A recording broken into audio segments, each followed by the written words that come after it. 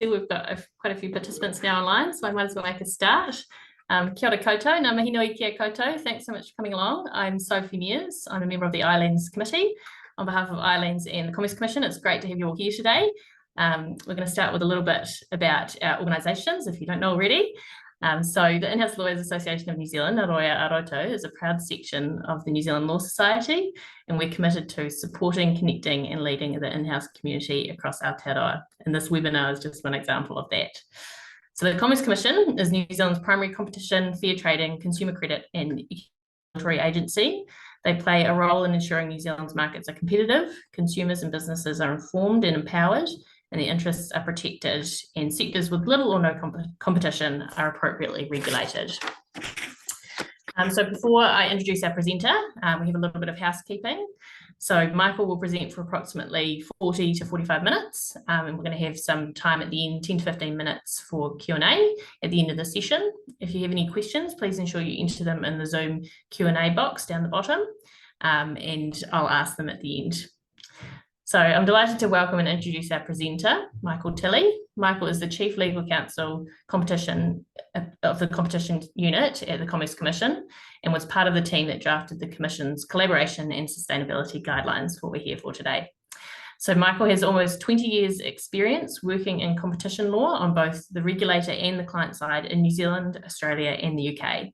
He's had stints at the Australian Competition and Consumer Commission, the UK Office of Fair Trading, as well as major law firms in London and New Zealand. Prior to his current role, Michael led the mergers team at the Commission. So welcome, Michael. An impressive CV. I think you're the perfect person to talk to us about these guidelines. So I'll pass over to you now. Ngā mihi nui, Sophie. Kia ora koutou katoa. I'm Michael Tilley, tōko ingoa. As Sophie said, I'm the Chief Legal Counsel of Competition at the Commerce Commission, and I was part of the team that drafted the Competition and Sustainability Guidelines, or the CSGs, as I'll refer to them today. So thanks very much for the introduction. Thank you to ILANZ, and welcome to listeners. It's fantastic to be talking to in-house lawyers about this. You people that advise businesses, advise government agencies really are key people that we're hoping to get the message across about these guidelines too. So it's really great. I'm very grateful to be speaking to you all today. Today I'm going to be speaking about the Commission's collaboration and sustainability guidelines. So collaboration is a really important theme coming through the climate change and sustainability conversations. And sustainability issues, because they're pan-industry and even pan-economy, they can require collaborative effort, including to combat first mover disadvantage and things like free riding. This can put them into perceived conflict with competition law, which promotes competition as the best way to deliver benefits for consumers. But I'm here to say that the two are not necessarily incompatible in New Zealand, as I'll discuss. So internationally, there have been discussions about this conflict between competition and sustainability, but a lot of the tension that arises overseas, for example, in the UK, the US and the EU, doesn't necessarily arise here, whereas guidance from many overseas jurisdictions try to address sustainability initiatives via things like enforcement discretion, or trying to sort of broaden the existing concepts that they have within their systems. The Commerce Commission already actually has pathways within it that allow businesses to collaborate for the public good. But we do appreciate that this is a technical area of law, and we have heard concerns from businesses that the Commerce Act may be preventing collaboration for sustainability purposes. So what we wanted to do was share some guidance to make the law and its interaction with sustainability a bit more clear to businesses. And that's why we drafted the Competition and Sustainability Guidelines. The Commission really does understand the importance of sustainability issues, and it doesn't want to let misperceptions about competition law stand in the way of legitimate collaboration. So I really do want to make the point today that New Zealand competition law is flexible, and it does allow for collaboration, including where, obviously where competition is not harmed, but sometimes even when competition may be harmed in circumstances where the public benefits of that collaboration outweigh the detriments to the effect on competition. I also want to make the point right up front that, as I say, this is a technical area of law. The Commission's door is open.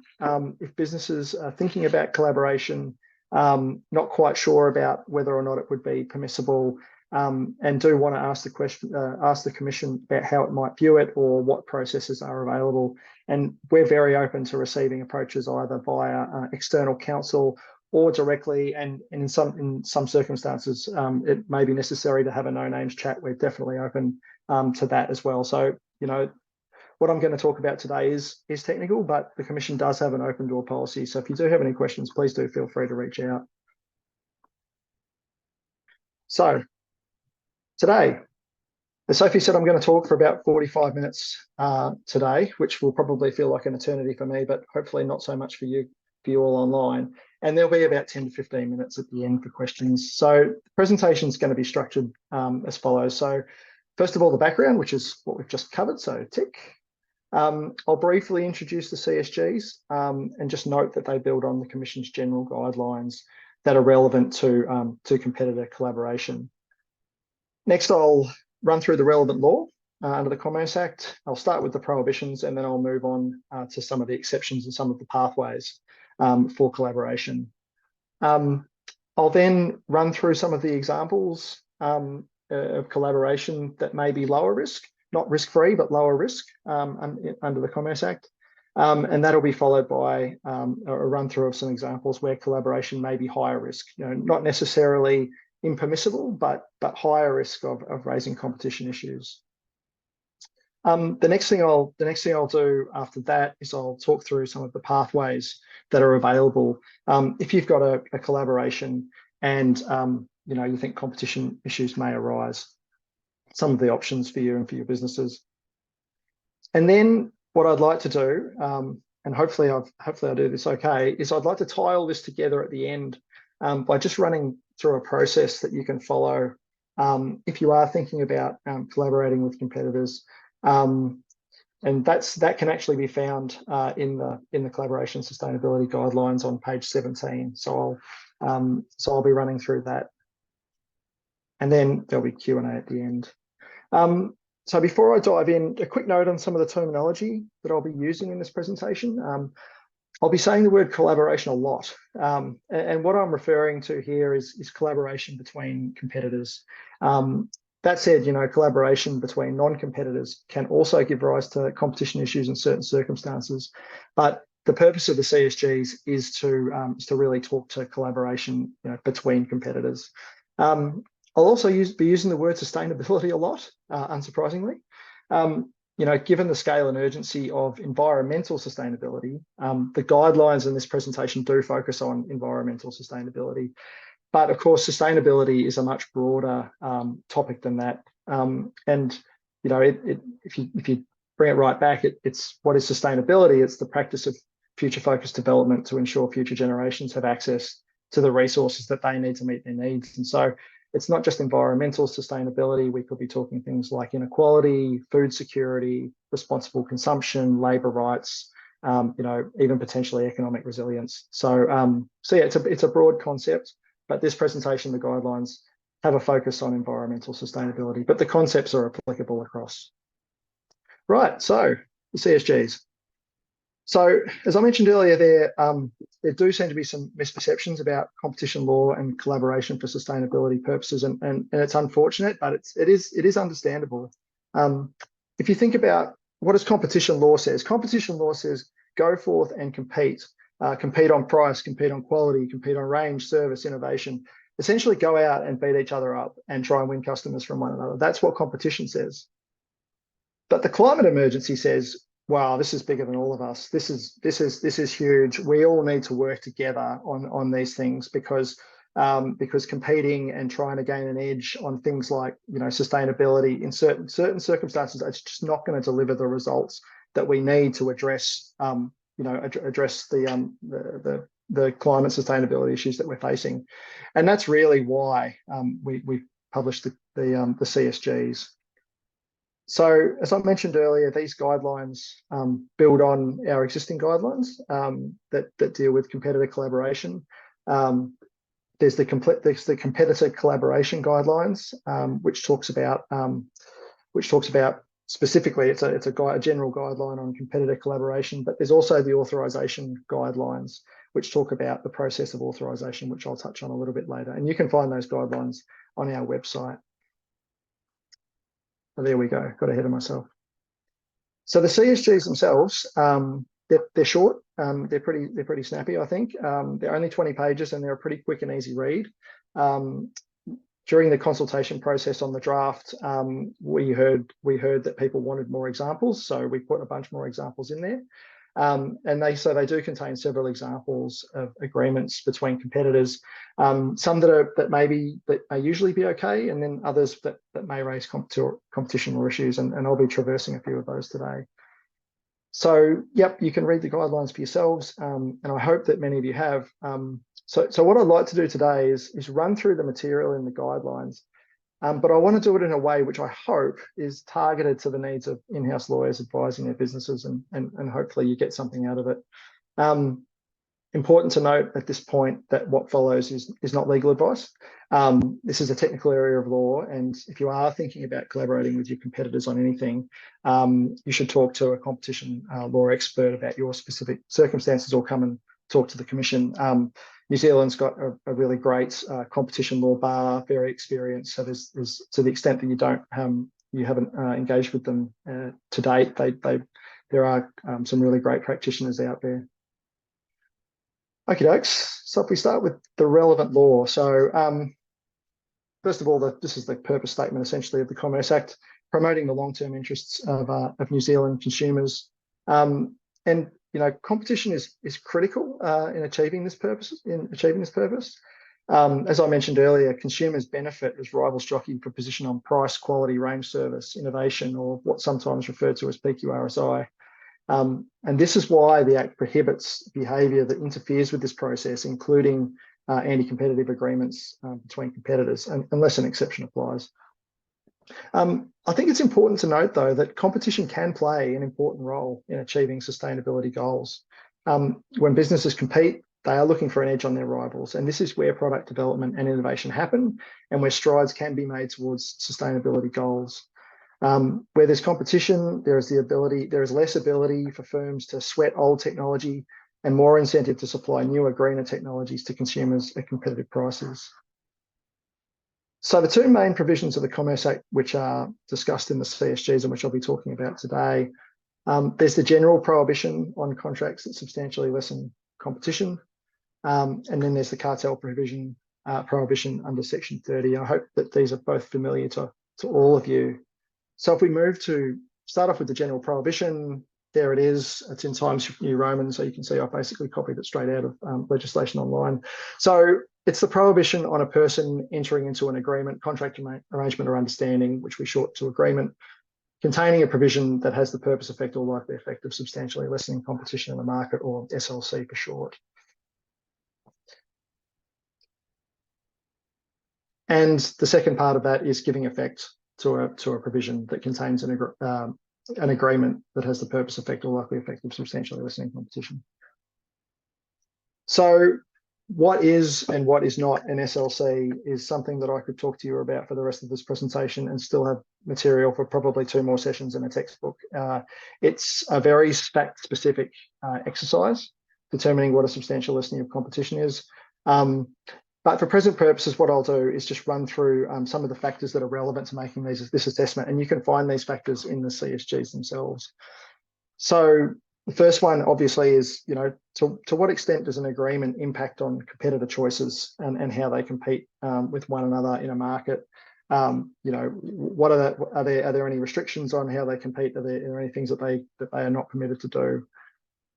The second thing that you could look at, and by the way, these are not sequential; they're just a list of factors. But another thing to look at is, if we're talking about agreements, is what's the collective market power of the parties that are party to the agreement? Is it high or is it low? Are the majors involved, or is this an agreement between two parties with a lower market share? The higher the market share of the parties to the agreement, the higher the risk that the agreement may affect competition. Next, how much of the market is affected by the conduct or the agreement? Is it all of the market? Has the whole industry got together, or is it just part of the market? Are all products and services affected, or is it just a subset? Barriers to entry are relevant here, and the ease with which new competitors can enter the market. The duration of the agreement will be relevant.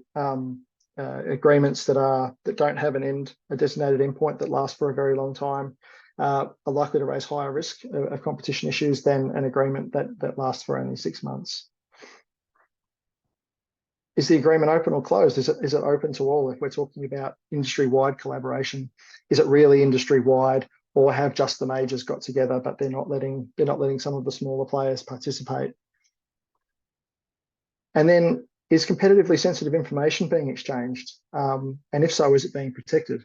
Where competitively sensitive information is being exchanged, it's a higher risk of competition issues arising unless that information is properly protected. The other thing that I'll talk about in relation to the SLC test is that what it requires is an assessment of the conduct in question, so the agreement in question, versus what would happen if you didn't enter into this agreement.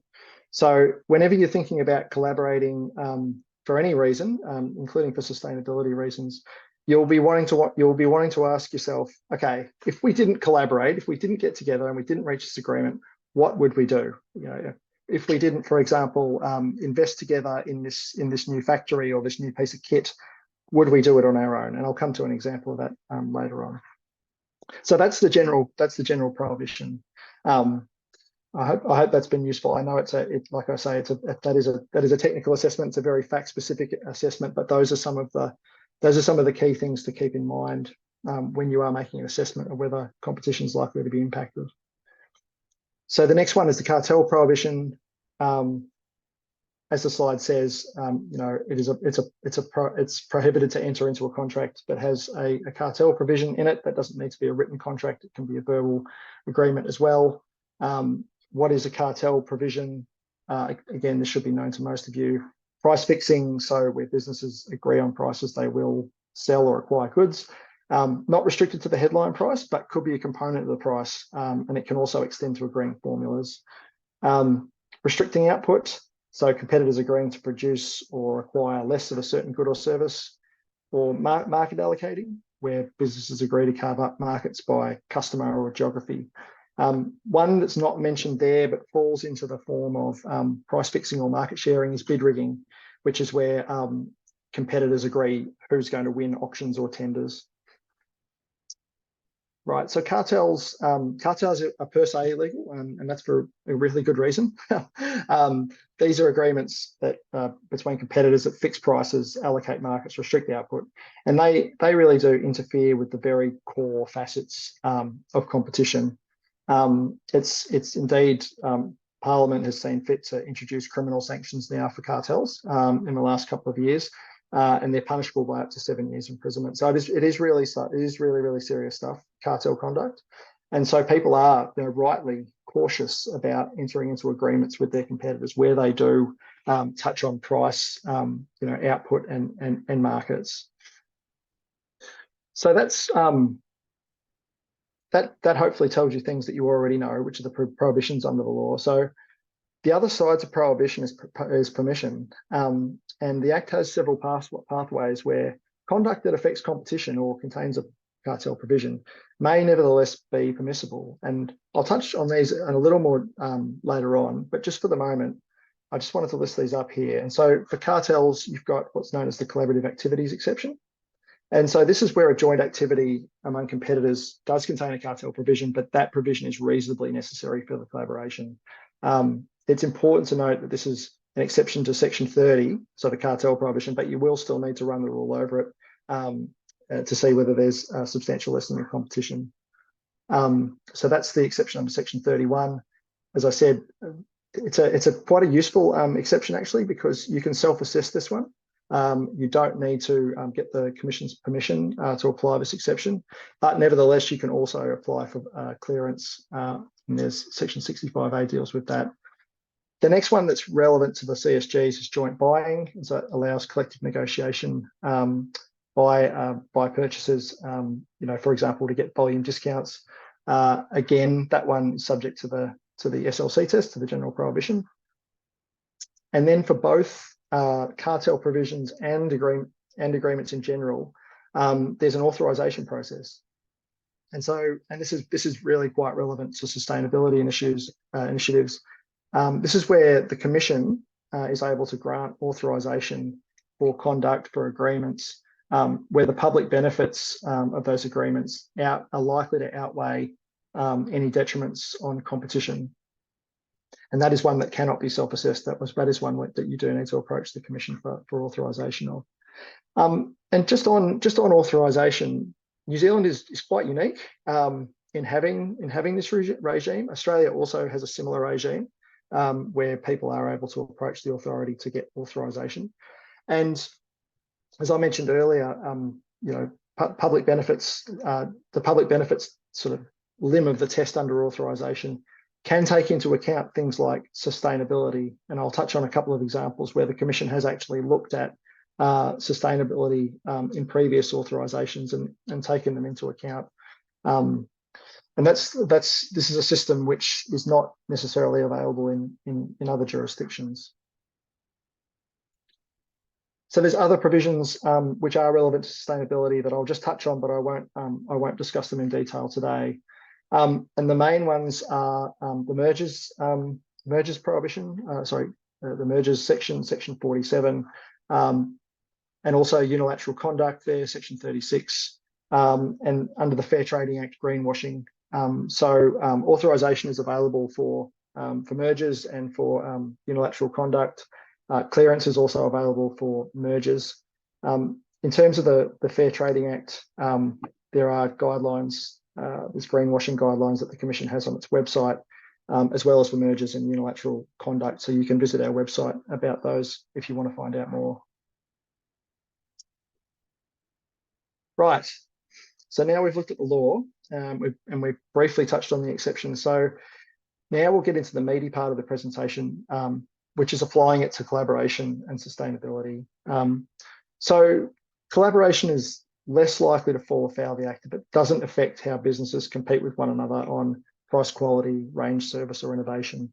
So, for example, you know, a joint innovation, a joint campaign to raise awareness about sustainability, training people in the industry to improve sustainability outcomes, agreeing internal policies that don't affect competition, for example, things like, you know, storage of hazardous waste or substances, or a framework that industry agrees for reporting, and that's developed transparently and is publicly accessible. So the key here is that the initiatives don't impact business choices about how they compete. The agreements don't take away choices about how they offer their products or services on the terms that they see fit. So to take an example, climate reporting. So let's just say an industry wants to agree a common framework for climate reporting. Let's say the government passes a law that means that industry needs to report on the number of air miles that its employees rack up every year. So running through the list of considerations that I went through earlier, this is less likely to raise issues if reporting is not a facet of competition. In other words, people don't trade off, you know, reporting how many air miles their employees fly every year.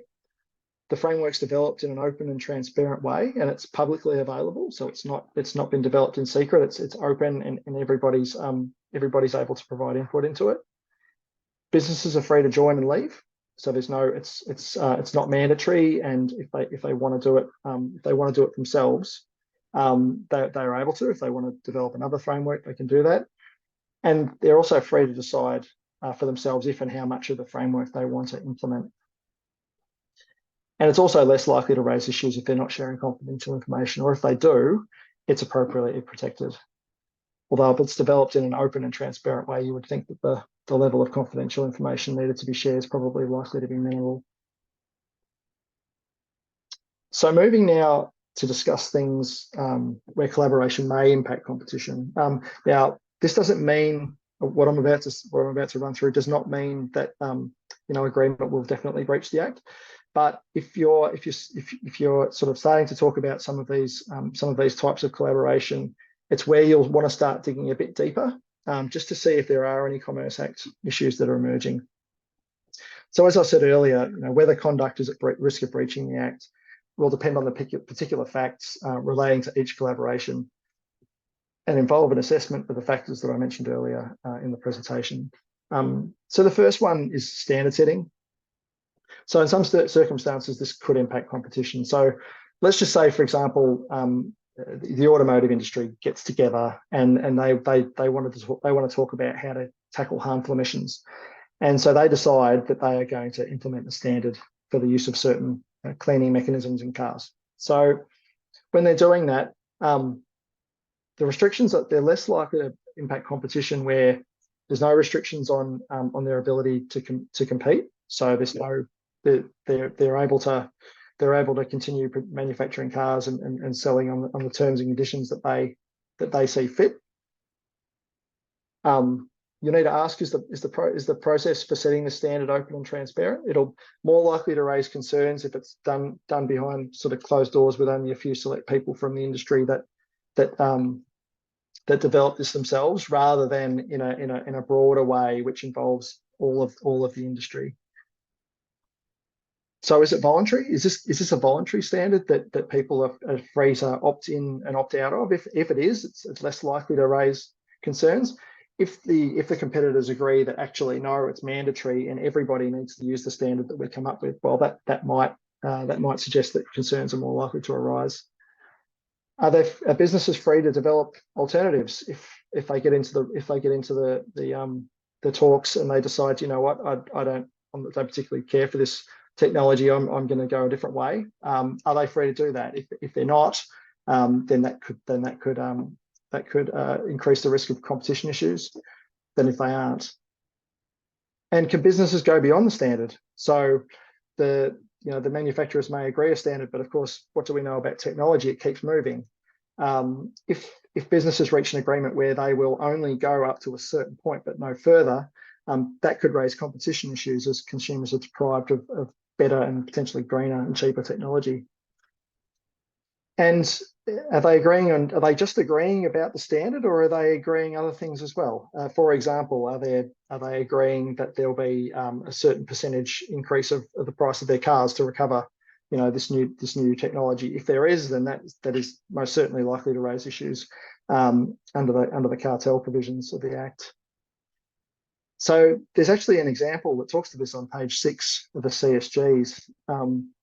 And there what you'll read about is an example from Europe where car manufacturers will find a total of 875 million euros because what they did, the regulators in Europe actually imposed the standard, so that the industry didn't agree it, but the regulators imposed it, and it was a standard for nitrous oxide cleaning technology in car engines. And what a couple of the car manufacturers did over there was they got together and they agreed that they would meet the standard, but they would not exceed it. And the fines actually would have been a lot higher, except that one of the car manufacturers who was in that agreement essentially ratted out the other two and got immunity from the European Commission. It would have been, total fines would have been in excess of 1.5 billion euros, but for that. And that was taken really seriously by the European Commission, and rightly so, I think. That agreement potentially denied consumers access to better technologies, and also the associated environmental benefits from cleaner technologies.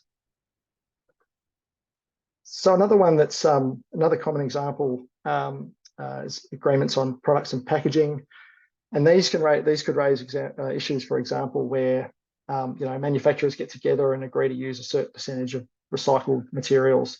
They might do this by putting in place a common label or a logo. So you could lower the risk here by making, as I said before, making the logo development process open and transparent, and making the use of the logo voluntary and available to all of industry, rather than making it, for example, the logo an exclusive thing that only a couple of competitors can use. Making it open and available to all is less likely to raise competition issues. Supply chain restrictions is another one. For example, let's say an industry wants to move away from suppliers that use environmentally harmful practices and towards more green production. If the group reaches an agreement not to buy from certain producers, then that could raise competition concerns under both Section 27 and Section 30 of the Act as potential market allocation or output restriction. But one way that these competitors could de-risk this is if they come up with a list of green suppliers, and the agreement and the list, it's not binding on the competitors that they have to use people on this list, and they're prohibited from using people off the list. They can make their own decisions about where they are purchasing their supplies from. So it's just the mere fact of agreeing a list of suppliers that use green technology. So I hope just at this point in the presentation, I hope you can start to see a bit of a theme emerging from the above, and I hope it doesn't sound like I'm repeating myself too much, but words like transparent and open and voluntary and public are coming through in each case. And where you can describe an agreement using those terms, I think you're less likely to see impacts on competition. It's not impossible, but that it will impact competition. But if you are not restricting competitors' and businesses' ability to compete, you're not restricting the choices that they make about how they compete, the customers that they target, the suppliers that they use, then concerns are less likely to arise. Where you start restricting, impinging on people's ability to actually organise their business and compete in ways that they see fit, that's where you can get competition issues that are more likely to arise. I'll just touch on a couple more examples. One of them is sharing infrastructure. So, obviously sharing infrastructure can be efficient and can lead to cost reductions, but in certain circumstances, it can also impact competition by removing incentives for competitors to innovate and achieve efficiencies in respect of their own infrastructure. So, an important question here, and just harking back to the question in when we're thinking about, is my conduct likely to substantially lessen competition? The important question is, if we did not share here, if we did not go in with our competitor, what would we do instead?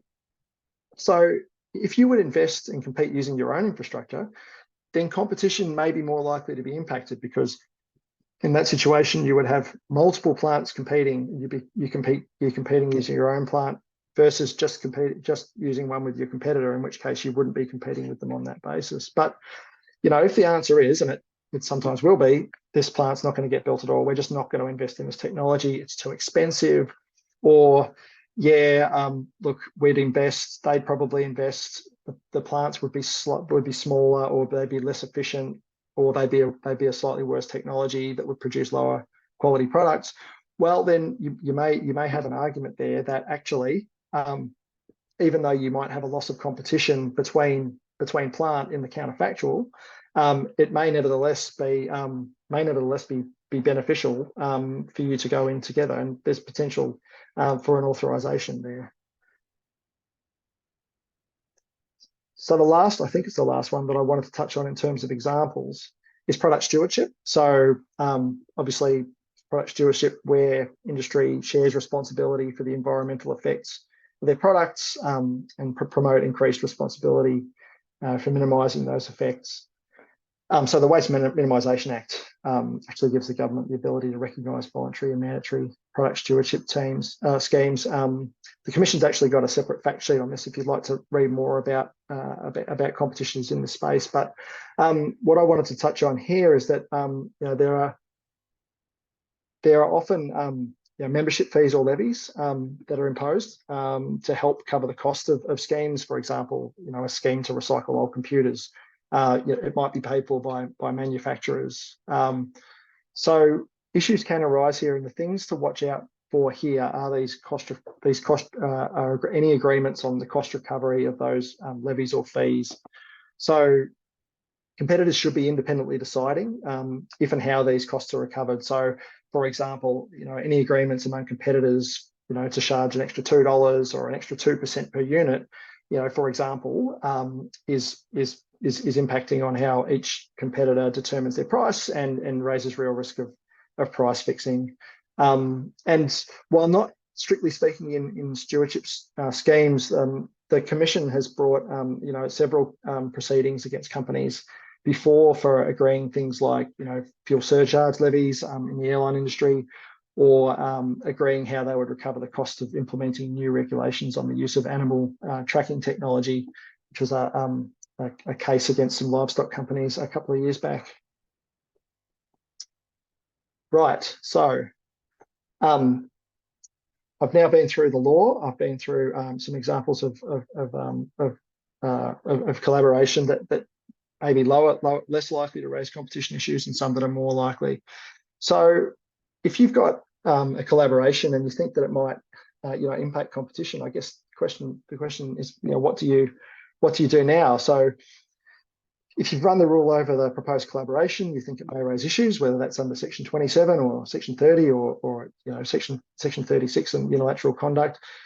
There are several pathways, options and pathways open. I'll mention again here, if we're in this world of considering pathways because we think that the competition may be impacted, this is a good time to start thinking about, if you don't have specialist in-house competition counsel, it's a good time to start thinking about maybe having a chat to them, and or the commission.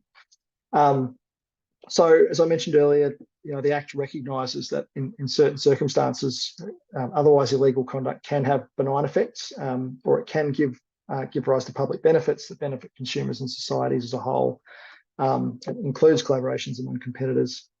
And I've mentioned earlier that New Zealand's somewhat unique in having these pathways, in particular the authorisation pathway. So I'll start off with what to do if you think, if you've got an agreement that touches on pricing or market sharing or output. So if where competitors want to collaborate, let's just say, for example, as part of a JV or another industry initiative, and it's reasonably necessary to agree things like pricing, then this won't be a breach of the cartel laws, provided that it does not substantially lessen competition. So this is known as the collaborative activities exception. So it needs to be, the cartel provision needs to be reasonably necessary for the purpose of the collaboration. And as I said, it's still subject to the general prohibition, so it can't substantially lessen competition as well either. So businesses can self-assess where this exception applies. But before doing so, I would recommend taking specialist competition legal advice on that. Or they can seek clearance from the Commission. So there you go, self-assessment or formal clearance. And as I mentioned, yes, the substantial lessening of competition test is still relevant. If you self-assess, then Section 27 will still be relevant. In order to get a clearance from the Commission will need to be satisfied that there is no substantial lessening of competition. There you go. The next one is joint buying. So this exception allows competitors to collectively negotiate with suppliers and allows them to get better conditions than if they negotiated separately. So note that this is only an exception to price fixing, and the SLC test remains relevant here as well, so it can't substantially lessen competition. So an example of where this section might be relevant to sustainability aims is where competitors want to get together to agree a volume discount, for example, to buy 100% recycled paper. So that would otherwise be subject to the price fixing prohibition, but it will be permitted if it doesn't substantially lessen competition. So here's again where you want to be thinking: is this the entire industry getting together to enter into a joint buying group? If it is, but it's I think there's increased risk that it will substantially lessen competition. But if you only have a small part of the market and a couple of competitors getting together to try and get some scale, it's less likely to raise competition issues. Okay, and so this brings us now to authorisation, which is the really unique part of New Zealand competition law. So if you've got a collaboration and whether or not it contains a cartel provision, and it's likely to impact competition, but you think that it's going to give rise to public benefits that outweigh the effects on competition, then you're able to apply to the Commission for an authorisation of that conduct. And so authorisation can be used for any type of agreement, whether or not it's between competitors. Can also be used for mergers and unilateral conduct, as I mentioned earlier. So a really important thing here is that businesses are not able to self-assess whether or not conduct should be authorised. Formal authorisation must be sought from the Commission, and this recognises that judgments about the public benefits should be made by the Commission and not by industry itself. So essentially, an authorisation involves the Commission assessing the likely detriments to competition, so in the form of higher prices or lower quality, and then considering whether or not those detriments are likely to be outweighed by public benefits. So what constitutes a public benefit is broadly defined, and as I mentioned earlier, it can include sustainability. The Commission has, in fact, had regard to sustainability in several previous authorisations. For example, it's had regard to reducing hazardous substances in the atmosphere. So that was the Refrigerant Licence Trust Board matter. And it's also had regard to reductions in the volume in volume of waste and greenhouse gases, and that was the Nelson City Council and Tasman District Council landfill matter. You can find both examples in the CSGs on page 15, by the way. And there's also another couple of examples which I won't run through today. And you can find the full determinations of those on the case register on the Commission's website. So what you can do if your business is considering a collaboration, what you can do as in-house counsel. So we've covered the law, we've looked at some examples of agreements that are less and more likely to impact competition, and we've also touched on the pathways are available where competition may be impacted. So what I want to do now is pull that all together by way of a recap. And at this point, I'll point you to page 17 of the CSGs, which has a handy checklist, which you can follow and which you may note sort of loosely follows the structure of this presentation. So step one is to read the CSGs, and you may also wish to consider consulting with the Commission's more general guidelines, such as the competitor collaboration guidelines and the authorisation guidelines being the main one. I mentioned above that competition does have a role to play in driving sustainability, and the process of competition drives innovation, lower prices, high quality, and so on. So the next step I would recommend to you is to consider what the business wants to achieve by collaborating. What is the problem that the business is trying to solve? What does the business think collaborating is likely to achieve versus going it alone? Now, sometimes the answer here is obvious. If an industry wants to set up an industry standard, then collaboration is probably going to be necessary, and not always, but probably. It's hard to have industry action without industry talking. But sometimes, as we saw earlier, it's less obvious. So, for example, investing in new technology, investing in new plants. Now, it may be that the technology is just so expensive that it doesn't make sense for there to be one of them in the MOTU. But on the other hand, it might be that if you didn't invest, you would. If you didn't collaborate, you would invest on your own, and thereby competition would break out. So that's always a good step to consider, I think, is to ask why. Consider the need to collaborate, and then you'll want to be going through and considering. Okay, we're going to be collaborating with competitors. What is the likely effect on competition, if any? Will it involve actual or potential competitors? Will it impact the competitive process? So, for example, will it impact on how prices are set, the quantity of goods and services supplied, the range of services and goods supplied, the incentives to improve and innovate? Will the collaboration between competitors who collectively hold a significant share of the market? So are we talking about the whole industry collaborating, or are we talking about a subset of the industry? Will it restrict the ability of businesses to enter or exit the market? And relevant also here are the size of barriers to entry in the market. Will there be any competitively sensitive information being shared? If so, how can you limit it to what is strictly necessary to achieve sustainability objectives? What protocols are you going to put in place against wider circulation? How long is the collaboration expected to last? Is it going to extend over a very long time, or is this going to be a short and sharp piece of collaboration?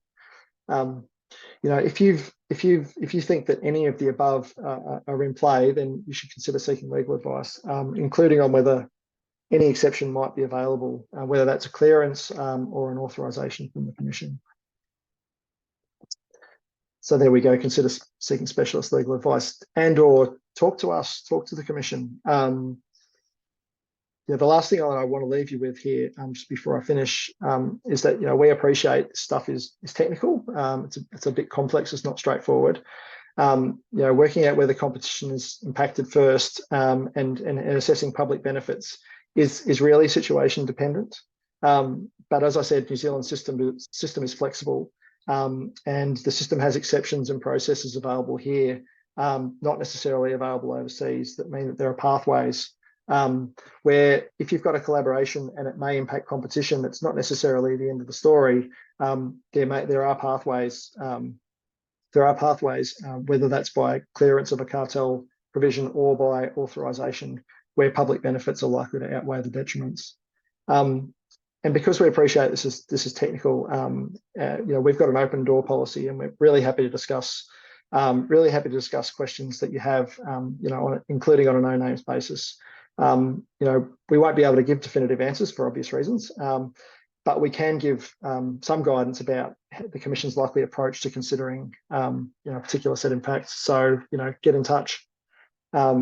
So that's really all I wanted to say for now. I hope you found it useful, and I look forward to your questions. Awesome. Thank you so much, Michael. That was awesome to be taken through the guidelines like that. I know that your assistance will help in-house lawyers to navigate these guidelines with confidence. And I thought that in particular, the sense check questions that you provided throughout will really help in-house lawyers to, or give them a springboard for things to ask within their organisation. So that's really useful. I'll take you through some of the questions. So we've had a few come through. So just reading them in order. So what was the driver behind the creation of this guidance, and were there any specific issues that were being raised that the Commission was concerned about? Yeah, so I think the driver behind this, and I won't go into details for obvious reasons, but we were hearing chatter out in the market with businesses saying, we'd really like to get together. We'd really like to get together as an industry, or we'd really like to get together to try and solve some of these problems which we're facing as an industry. But we're just really quite concerned. I mean, it's actually quite heartening to hear that people understand competition law, and they are nervous about getting together with their competitors and talking about joint initiatives. And we were hearing, our response was, well, New Zealand's got a very flexible system and there are pathways, and come and talk to us. But it was fair to say that there was quite a bit of noise, and we did think, actually, do you know what we need to do is we need to put together some short guidance which just focuses right in on sustainability, so that people have a handy reference, and they can use that as a springboard to go and hopefully it demystifies it a little bit for them, so that they know what to do if they want to collaborate, and they can do it with a bit of confidence. Excellent. Yeah. So the next question is around acting jointly. So they noted that there's the joint buying exception, and asked whether there's any exception for joint selling, for example, where a group gets together to negotiate a higher price for which they can sell their goods. Good question. I think that would probably fall under a collaborative activity. That sounds to me like, for example, if you had a joint venture where you had individual firms that are manufacturing goods, and you appointed you entered into a joint venture for the purpose of going out and negotiating those goods. I think you would be looking at the collaborative activities exception there. It's fact dependent, and so you'd need to run the rule over it. But that's one that could potentially be in play. There's another one that might be in play, which is called the vertical supply exception. But I think those are the ones that you'd be looking at. I'm not saying that they would apply, but those are the ones that you would be looking at. Excellent. It's good to understand the different avenues. The next question, I think it was, you mentioned this in the context of standard setting. Someone just asked what PQRSI stands for. Oh, my apologies. So PQRSI are the parameters of competition that when we talk about price, quality, range, service, and innovation. It was up until recently, I think you would have heard PQRS as just price, quality, service. But in it with the advancements in technology, I has snuck in there. So innovation is now a big driver of competition as well. Excellent. It's a good acronym to have at hand. So the next question, there is potential for businesses to join voluntary sustainability collaboration groups to gain information on how their competitors may tackle climate change in order to gain competitive advantage by developing a better solution themselves with this insider knowledge. Does the Commerce Commission have any guidance on that? That's interesting. Could you repeat that again? That was quite interesting. Yeah, so it's about businesses joining voluntary sustainability collaboration groups, Yeah. you know, and from that getting information about how their competitors tackle climate change. And then it looks like asking about the business then gaining competitive advantage by developing a better solution than what the group had developed. Well, that sounds to me like you've got, if we think back to the different factors, it sounds like to some extent anyway, it's open, it's free for people to join, which is great. In terms of one thing that springs to mind is the sharing of confidential information, but let's just assume for the moment that no confidential information is being shared. But I mean, one part of it actually sounds to me like it's quite a good thing, right? So you're getting into these groups, getting ideas, and then going out and using those ideas to compete. And so that in that respect, it actually sounds like it's in that respect, it sounds like it's a good thing. But without the full facts in front of me, obviously it's difficult to completely give it a tick, and I couldn't do that anyway. But that's interesting. And if that person wanted to come and speak to us about that, that would be something we'd be happy to have a chat about. Excellent. Next question. Noting the earlier comment about economic resilience potentially being captured. So are there any examples, whether from New Zealand or overseas, that you could use to illustrate the application of the guidelines? No, I haven't got any examples to hand, but that's something that's arisen, and it's, you know, the public benefits test is quite a broad test, right? So it's of anything that's of benefit to the public, and so, you know, we'd need to assess it if it came in, but that's something that occurs to me anyway as something that could be a public benefit that we could take into account. Excellent.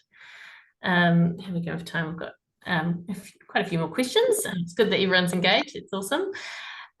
So a question here about what approach should businesses take to initiating those first discussions about potential collaboration with competitors to avoid issues. So it sounds like these initial discussions before you actually move to deciding whether you need to seek clearance, etc. How should you approach that? The meeting before the meeting. Yeah. So I think if you've got you know, I mean, I'm like I say, I can't provide legal advice, but you know, like any situation where you're going in and you're going to be potentially talking about things that, you know, for example, confidential information. I think meeting hygiene is a really important thing. You want to be really clear yourselves what you're doing when you're going in to that meeting. Well, what am I going there for? What am I trying to achieve? What